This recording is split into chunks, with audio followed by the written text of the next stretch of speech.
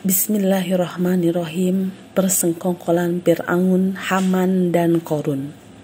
Dalam Al-Quran merupakan surat yang paling lengkap memuat kisah perjalanan hidup Nabi Musa alaihissalam.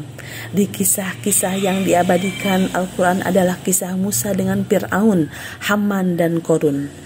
Satu kisah menceritakan bagaimana Musa menghadapi arogansi dan kejoliman Fir'aun dan Haman. Sedangkan kisah yang lain menceritakan bagaimana kesabaran Musa diuji oleh kekikiran dan kesombongan Qorun. Kisah Nabi Musa dengan ketiga sosok manusia di atas selain menjadi ibrah pelajaran juga sebagai peringatan bagi manusia bahwa ketiga karakter tersebut sangat mungkin hadir kembali di kehidupan saat ini. Al-Quran menjelaskan bahwa Nabi Musa hidup semasa dengan ketiga orang tersebut. Allah Subhanahu wa Ta'ala mengutus Musa kepada Fir'aun, seorang raja yang memiliki kekuasaan tak terbatas di Mesir masa itu. Ia adalah raja yang kejam dan angkuh sehingga mengakui dirinya sebagai Tuhan.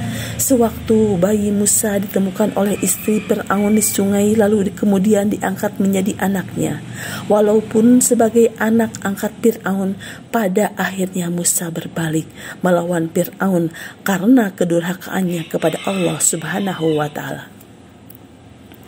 Adapun Haman merupakan orang dekat Fir'aun. Ia menempati beberapa posisi penting kerajaan sebagai menteri dan penasehat raja bidang keagamaan. Nama Haman dalam Al-Quran pernah diperdebatkan oleh sebagian orientalis karena tidak pernah tertulis dalam Taurat.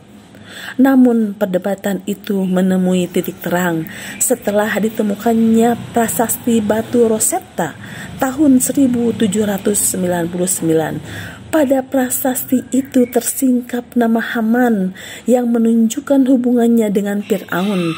Dalam pengkajian Al-Quran diidentifikasi bahwa Haman muncul setelah kembalinya Musa dari Madyan dan mati bersama Fir'aun dan tentaranya dalam peristiwa pelarian Bani Israel dari Mesir. Haman adalah tipe manusia cerdas yang menggunakan ilmunya untuk mencari kekayaan dan kedekatannya dengan penguasa zalim. Haman diperintah oleh Fir'aun untuk membuat menara yang akan digunakan Fir'aun untuk melihat Tuhannya Musa. Haman juga yang menasihati Fir'aun untuk menolak dakwah Musa dan mengusulkan agar Fir'aun membunuh setiap pria dan menodai setiap wanita, di antaranya para pengikut Nabi Musa alaihissalam. Sedangkan Qorun adalah seorang kaum Nabi Musa alaihissalam dan termasuk salah seorang anak paman Nabi Musa alaihissalam. Ia dikaruniai kekayaan harta benda yang tidak terhitung jumlahnya. Ia hidup mewah dan selalu mujur dalam usahanya, mengumpulkan kekayaan. Begitu banyaknya harta kekayaannya sehingga kunci-kunci gudang penyimpanan hartanya sungguh berat dipikul oleh beberapa orang pembantunya. Allah mengutus Musa kepadanya seperti kepada Fir'aun dan Haman. Nabi Musa menyampaikan kepadanya bahwa Allah telah mewahyukan perintah berzakat bagi tiap-tiap orang yang kaya dan berada. Tetapi Qorun menolak perintah itu dan menuduh Musa ingin memperkaya diri melalui agama barunya. Ia dengan sombong mengatakan bahwa harta kekayaannya adalah hasil usahanya sendiri dan diabadikan dalam Al-Quran. Perkataan Qorun tersebut, sesungguhnya aku hanya diberi harta itu karena ilmu yang ada padaku.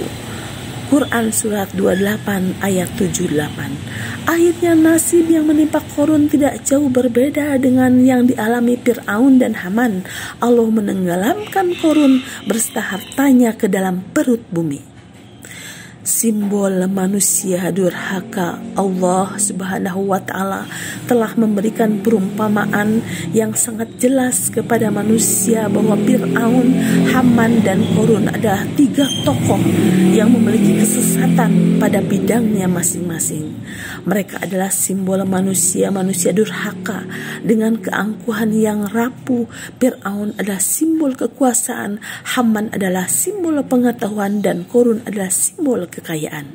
Ketiganya tenggelam di telan laut dan bumi karena mereka menafsirkan bahwa kekuasaan, pengetahuan, dan kekayaan yang mereka miliki adalah hasil usahanya sendiri dengan menafikan keberadaan Tuhan yang Maha Esa.